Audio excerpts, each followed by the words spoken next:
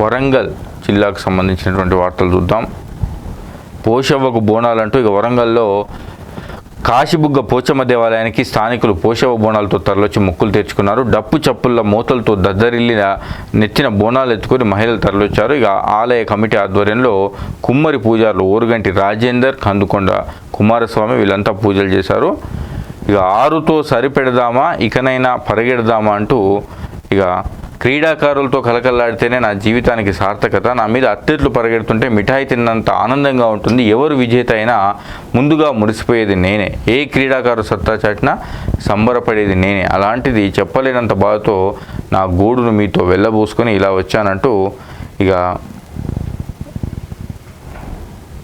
ఇది ప్రపంచ జనాభాలో అగ్రస్థానంలో ఉన్న మన దేశం ఒలింపిక్స్ పథకాల్లో మాత్రం వెనకబడుతోంది.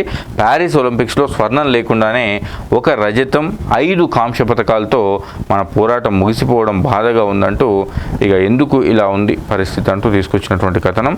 ఇక వరంగల్లో రహదారులకు సంబంధించిన దుస్థితి ఇది.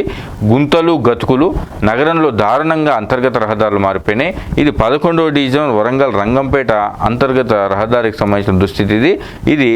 వరంగల్ పోతన్ రోడ్డు గుంతలమయమైపోయింది. హంటర్ రోడ్ బృందావన్ కాలనీలో కూడా ఇదే పరిస్థితి ఉంది. ఇక దీంతో వరంగల్లో రోడ్ల పరిస్థితి ఏమీ బాలేదంటూ తీసుకున్నటువంటి కథనం ఇది.